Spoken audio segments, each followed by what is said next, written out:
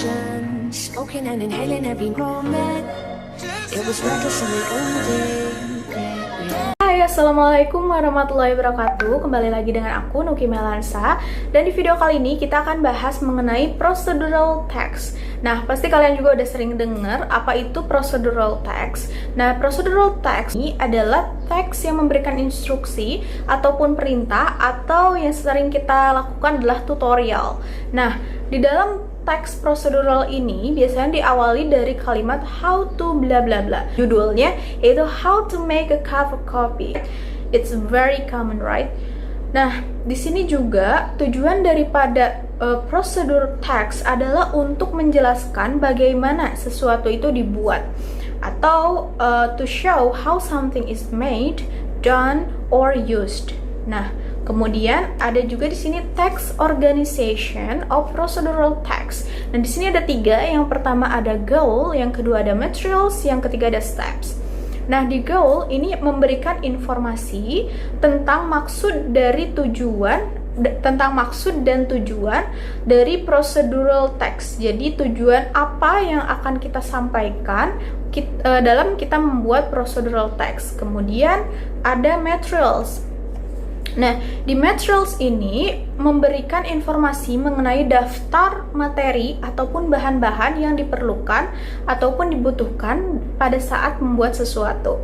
Kemudian ada steps. Nah, di steps kita berisi daftar urutan instruksi untuk membuat ataupun menggunakan sesuatu atau mengoperasikan sesuatu. Nah, selain itu di sini juga ada language features of procedural text. Nah, di sini yang pertama ada simple present tense. Nah, di simple present tense biasanya kita gunakan di procedural text.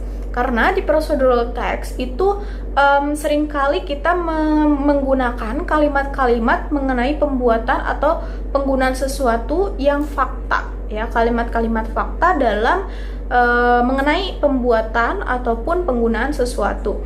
Kemudian otomatis juga di procedural text kita menggunakan imperative sentences ataupun kalimat perintah, ya, seperti mix.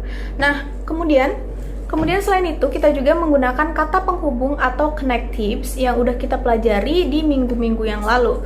Nah, di sini digunakan sebagai penghubung antara satu kegiatan dengan kegiatan yang lainnya. For example, ada firstly or secondly or after that or finally and etc. Then di sini juga ada kata keterangan atau adverb. Nah, di adverb kata keterangan atau adverb ini digunakan untuk memberikan keterangan waktu, misalnya 10 menit atau ditunggu 1 jam atau selama 1 jam atau yang lainnya. Nah, ini dapat digunakan juga untuk memberikan keterangan manner atau cara. For example, ada slowly, atau ada well, atau ada fast, dan lain-lain. Nah, oke, selain itu di sini juga ada jenis-jenis daripada procedural text. Nah, procedural text dalam bahasa Inggris mempunyai beberapa jenis, ya. Di sini ada 3 jenis procedural text yang perlu diketahui. Yang pertama ada procedural text yang menjelaskan bagaimana sesuatu bekerja atau bagaimana menggunakan instruksi atau operasi manual. Misalnya how to use computer. Or ada juga procedural text yang menginstruksikan bagaimana melakukan aktivitas tertentu. Misalnya how to dance or how to play basketball or many more. Ya, kemudian di sini juga ada procedural text yang berhubungan dengan perilaku manusia. Misalnya how to success. Oke guys, jadi segitu aja ringkasan daripada procedural text. Nanti aku bakal bagikan contoh daripada procedural text yang sering kita lakukan atau sering kita buat. Nah, nanti aku bakal share, ya. Oke, thank you so much for watching. Don't forget to comment hadir kalau kalian sudah menonton video ini. Bye-bye.